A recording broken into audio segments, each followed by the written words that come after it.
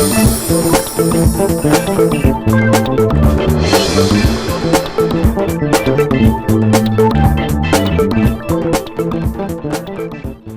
દર્શક મિત્રો, અતિથિમાં ફરી એકવાર આપનું સ્વાગત છે. અતિથિ એટલે એવો કાર્યક્રમ કે જે કાર્યક્રમમાં વિશિષ્ટ વ્યક્તિત્વ સાથે આપની મુલાકાત કરાવે છે. આજે વાત કરીએ છીએ, કદાચ હું પણ એટલો एक्साइटेड હતો આ अतिथि સાથે વાત કરવા માટે. माधुरी जी हमारी साथ है. माधुरी जी, आपका स्वागत है कार्यक्रम में. सबसे पहले तो ये जो जिस हिसाब से आप आए अहमदाबाद में फूड के लिए महा चैलेंज, ये चैलेंज लगता है कि आपको रसोई बनाना इट्स ए चैलेंज? या इट इज़.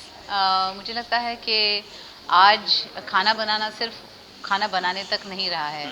उसमें स्वाद, अलग अलग influences, you know, not just आपके रीजन के, लेकिन पूरे दुनिया के इन्फ्लुएंस आज हमारे फूड पे भी आ रहे हैं. और इसीलिए ये महा चैलेंज है कि बेटर कुक्स कौन है.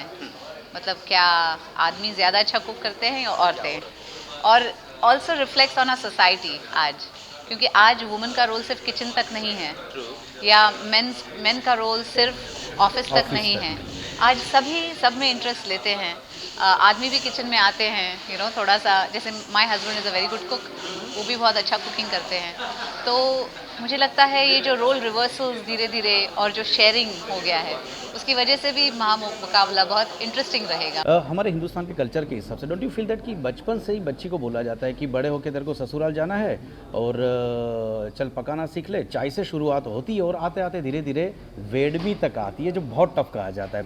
तो हमारे कल्चर में जो बचपन से लड़कियों को सिखाया जाता है, आपने हिंदुस्तान के अलग अलग क्षेत्रों में भी विज़िट किए हुए, विश्व के अलग अलग देश में भी गए. क्या लगता है आपको कि हिंदुस्तान की महिलाएं, खास करके बच्चियों को जो कल्चर दिया जाता है रिलेटेड टू फूड प्रिपरेशन, बीजे और कई भागों में देखा गया क्या ये? वेल, वहाँ पे भी क्या होता है कि जब बच्चे बच्चियाँ, लड़के लड़कियाँ, जैसे इवन अमेरिका में मैं देखती हूँ, तो जैसे ही वो 16 साल के हो जाते हैं, वो अपने अपने कॉलेज में जाने लगते हैं, इंडिपेंडेंटली रहने लगते हैं. तो उनको खुद का कुकिंग खुद ही करना पड़ता है. इसीलिए वहाँ पे आदमी भी अच्छा कुकिंग कर लेते हैं, क्योंकि उनको जल्दी सीखना पड़ता है. अपने यहाँ प्रथा इतनी अच्छी है, और उस वजह से अपने ट्रेडिशनल फूड जो हैं वो आज भी बनाए जाते हैं. बहुत कॉम्प्लिकेटेड होते हैं. पहले ये भूनो, उसको ये करो, उसका ये करो, पहले इतना सारी तैयारियां होती है. वो आज भी बाकायदा हर घर में बनती हैं. और इसी का कारण है क्योंकि बच्चियों को बचपन से सिखाया जाता है ये चीज़. और उसमें कोई बुराई नहीं है. I think it's very good, क्योंकि अपना ट्रेडिशन कंटिन्यू रहता है फिर उसकी वजह से.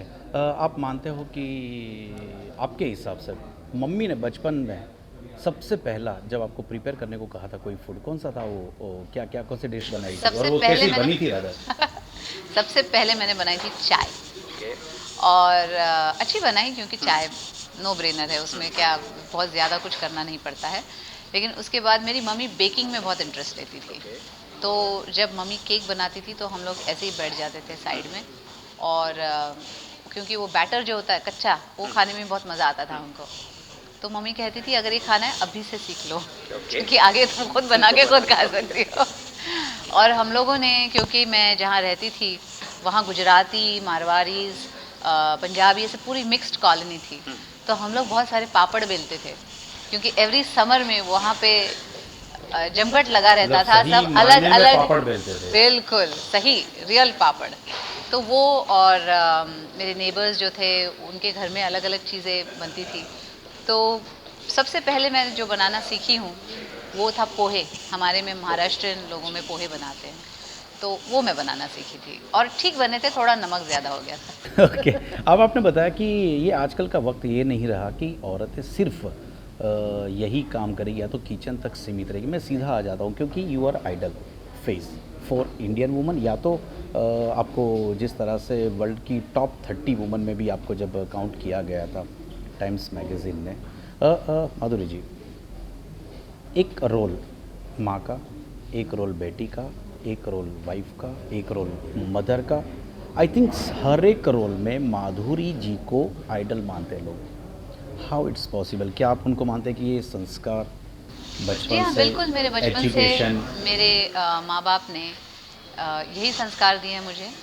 एजुकेशन इज़ ऑल्सो इम्पॉर्टेंट, क्योंकि वो भी मम्मी हमेशा स्ट्रेस करती थी कि आप किसी भी फील्ड में जाओ, एजुकेशन इज़ इम्पॉर्टेंट. तो उस पर भी बहुत स्ट्रेस रहा है. और हम लोग, मैं मिडिल क्लास फैमिली से आती हूँ, तो वो मिडिल क्लास वैल्यूज़ जो हैं वो इतने मतलब अंदर है मेरे कि वो छोड़ नहीं सकती मैं। तो कहीं ना कहीं मुझे पता है कि एक औरत हूँ तो मेरा रोल है एज अ बेटी, मेरी माँ बाप के प्रति मेरा एक रोल है। हस्बैंड, तो मेरे हस्बैंड के पति जो है उसके लिए एक रोल है मेरा, और एज अ मदर। तो ये तो हर महिला का रोल है इन सोसाइटी।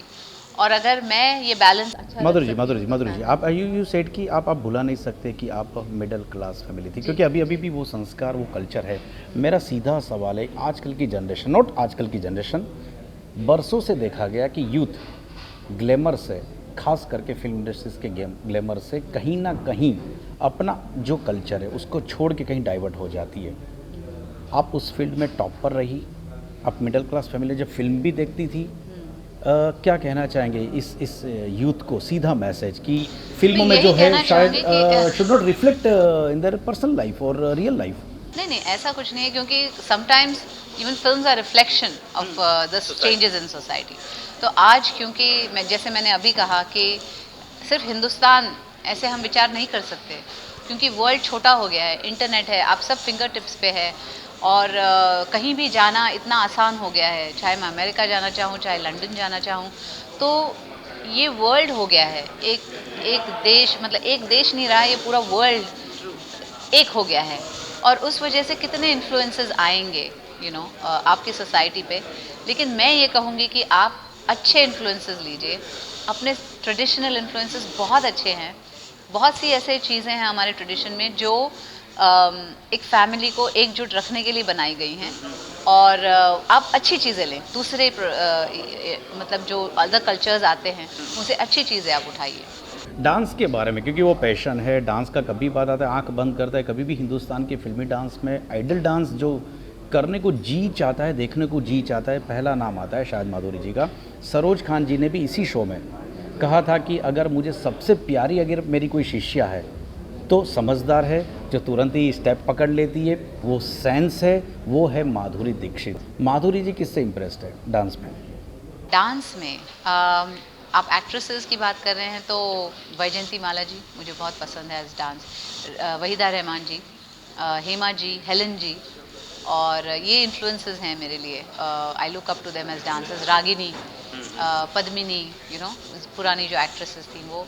और आज के दौर में मुझे ऋतिक का डांस बहुत पसंद है, क्योंकि मुझे लगता है बहुत खूबसूरती से वो डांस करते हैं। और हमारे शो पे ही झलक दिखला जा पे ही सुशांत है, जो बहुत अच्छा, बिल्कुल उसके सोल से आता है उसका डांसिंग, वो पसंद है। और जहाँ की क्लासिकल या ऐसे डांस फॉर्म्स हैं, वहाँ महाराज जी, बिरजू महाराज जी, जिन्होंने मेरे लिए देवदास में गाना भी किया था, तो वो मुझे उनका डांस बहुत बहुत पसंद। नाउ कम टू देवदास, और सीधा बात करूं कि आपका फेवरेट डांस आपका अभी तक का, क्योंकि आपने शो में भी बताया कि सैलाब शायद आपको बहुत अच्छा पसंद आया था, फिर भी इस शो में मैं जानना चाहूँगा शायद वही आंसर है या कोई और बताना चाहेंगे आप? क्योंकि मेरे हर डांस एक अलग फॉर्म में है। मेरा और सरोज जी का भी अंडरस्टैंडिंग था कि कभी हम मूवमेंट्स रिपीट नहीं करेंगे एक गाने के। अगर मैंने सैलाब में कोई मूवमेंट्स किए हैं, तो जब हम चोली के पीछे क्या करें, हम ट्राई करेंगे कि वो मूवमेंट्स रिपीट ना हो, उसमें कुछ अलग लाएंगे हर डांस के साथ। तो it's very difficult for me to choose. अगर आप फोक कहेंगे तो मुझे सैलाब का, क्योंकि कोली का था, वो पसंद है। चोली के पीछे क्या है पसंद है, क्योंकि उसमें भरपूर गुजरात का ही फ्लेवर है उसमें, राजस्थान गुजरात दोनों का कॉम्बिनेशन किया हुआ है। और अगर आप क्लासिकल कहें तो मुझे काहे छेड़ छेड़ मोहे पसंद है। अगर आप फिल्मी तरीके का क्लासिकल अगर कहो तो मार डाला बहुत अच्छा है। थोड़ा थोड़ा पर्सनल सवाल, एक वक्त नहीं, आज भी वक्त है कि बहुत सारे लोग माधुरी जी का फ़ोटो अपनी पॉकेट में रखते हैं वो चाहते हैं, आपको इतना दिल से चाहते हैं, लेकिन माधुरी जी ने अपना पसंदगी का कलश दिया नैने जी को।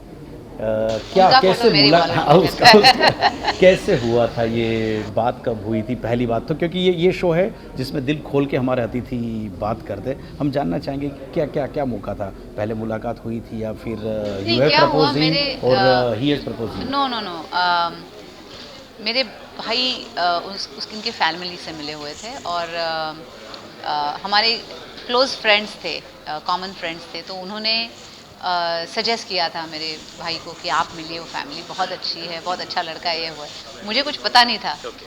तो जब वो मिले उनसे तो अच्छा लगा उनको, और उन्होंने कहा कि माधुरी से मिलवाऊंगा, लेकिन ये कहूँगा नहीं उससे क्यों मिलवा रहा हूँ। क्योंकि फिर मुझे कभी कभी गुस्सा आता था कि ऐसे मत मिलाओ मुझे, तो ऐसे ही उन्होंने घर में एक फंक्शन किया जहाँ सबको बुलाया, और राम को भी बुलाया, उनके पेरेंट्स को भी बुलाया, as if he is one of his friends. तो वहाँ मैं उनसे पहली बार मिली, और फिर मिलके फिर एक बार फिर ऐसे ही बुला लिया उनको, तो वहाँ मिली मैं। फिर पूछा कि हाउ डिड यू फाइंड, बहुत आप लोग बातें कर रहे थे कल, कैसे लगा? मैंने बोला या अच्छा पसंद आया मुझे, and I think he is a very nice person. और ये नहीं, उनके माइंड में ऐसा कुछ नहीं है कि ये माधुरी दीक्षित है या हीरोइन है पिक्चर वो इमेज के हिसाब से नहीं किया। हाँ, वो हिसाब से नहीं, क्योंकि उन्होंने ज़्यादा कोई मेरी एक भी पिक्चर नहीं देखी थी एक्चुअली। और जब पहचान हुई हमसे, तभी उनके पेरेंट्स ने दिल तो पागल है और हम आपके हैं कौन लाके देखी उसके बाद। तो फिर हम मिलते रहे ओवर टाइम, और मतलब जैसे ही पहचान बढ़ती रही तो और पसंद आने लगे। कौन सी चीज़ आज की तारीख में भी सबसे ज़्यादा वो क्रिटिसाइज करते हैं राम जी? क्रिटिसाइज कि वो ये पसंद नहीं है माधुरी, मुझे ये थोड़ा, इसमें थोड़ा, अभी भी आज की तारीख में भी कंप्लेन कुछ तो होती रहेगी। वो बहुत, मतलब कभी कंप्लेन नहीं करते हैं, वो एनकरेज करते हैं हमेशा। जैसे I was not very good at cooking, मतलब मैं क्योंकि 16 साल की थी जब से मैंने काम शुरू कर दिया, कभी किचन में जाने की नौबत ही नहीं आई। उससे पहले मुझसे बड़ी बहनें हैं मेरी 2, तो मैं क्लीनर होती थी, वो कुक करते थे दोनों। मुझे क्लीनिंग का जॉब मिलता था। तो जब मैंने कुकिंग स्टार्ट किया तो बहुत डिज़ास्टर्स थे मेरे, मतलब जला दिया था एक बार खाना, एक बार वो मैं नॉनवेज भी खाती हूँ, तो वो प्रॉन्स इतने कुक कर दिए मैंने, मुझे पता नहीं था प्रॉन्स जल्दी से कुक करके जल्दी से निकालने होते हैं। तो बिल्कुल जब तक ऐसे टाइट हो गए तब तक कुक करती गई, बिल्कुल रबर बना दिया उन्हें। लेकिन उन्होंने खा के बोला वेरी नाइस। मैंने बोला रियली? तो मैंने चखा तो मुझे पता चला कि सिर्फ बोले थोड़ा कम कुक करना है। बच्चों के बारे में बात करें, बच्चे, my oldest son is 7 years old, उसका नाम है आर्यन, और छोटे का नाम है रायन, वो 5 साल का है। और अंतिम सवाल, वक्त बहुत कम है, आपने प्रिसाइज टाइम से हमें टाइम निकाल के दिया, लेकिन एक छोटा सा सवाल, फिल्म वजूद, अपूर्वा चक्रवर्ती, नाना पाटेकर का एक सीन आपके साथ, जिसमें आप कहते हैं कि एक्टिंग, मुझे सिचुएशन नहीं मिल रही है, मैं नहीं रो सकती। नाना पाटेकर आपके सामने बैठते हैं, उसमें आप कहते हैं कि मैं नहीं कर सकती क्योंकि सिचुएशन नहीं है, मैं रो नहीं सकती। तब नाना पाटेकर कहते हैं कि रोने के लिए सिचुएशन नहीं चाहिए। देखिए मेरे नज़र के सामने देखिए, मेरे आंखों में देखिए, 10 तक गिनिए और मैं रो सकता हूँ। क्या आप मानते हैं कि एक्टिंग के लिए सिचुएशन ज़रूरी है? बिल्कुल आर्टिफिशियल, कोई भी आर्टिस्ट अच्छा एक्ट करे, क्या उसके लिए वो माहौल होना चाहिए? क्या मानते हैं? पर मुझे लगता है कि जैसे आपका प्रोफेशन है इंटरव्यूज़ करना, तो आपकी एक स्पॉन्टेनिटी है उसमें। कभी कभी बात करते करते आपको क्वेश्चंस याद आ जाते हैं, ये करते हैं वो करते हैं, ऐसा पूछ लेते हैं। वैसे ही जब हम एक्टिंग करते हैं तो सिचुएशन क्या है, अगर मैं उस सिचुएशन में हूँ तो मैं क्या करूँगी, तो वो चीज़ें कहीं ना कहीं unconsciously back of the mind आ जाती हैं, और फिर आप सीन करते हैं। जैसे मेरा बेटा है, और मैं झलक दिखला जा पे मैं जजिंग कर रही थी, और उन लोगों ने वो सीन कर लिया वेयर वो प्रेग्नेंट है, वो जाती है, उसका बच्चा चल बसता है, और फिर वो आके उसने जो डांस किया, तो देखकर ही मैं रोने ही लग गई, क्योंकि I am a mother, I know it must be so horrible कि आप अगर अपना बच्चा लूज़ कर दे तो कैसे आपको फीलिंग्स आएंगी। तो अपने आप ही वो मूवमेंट, वो इमोशन शुरू हो जाता है, तो उसके लिए कुछ बहुत सोचना नहीं पड़ता है। Okay, thank you very much Madhuri ji. तो दर्शक મિત્રો, આથી ખાસ મુલાકાત માધુરી સાથે ફરી મળીશું નેક્સ્ટ એપિસોડમાં એક નવા અતિથિ સાથે। ત્યાં સુધી આપશો નમસ્કાર, thank you very much, thanks a lot.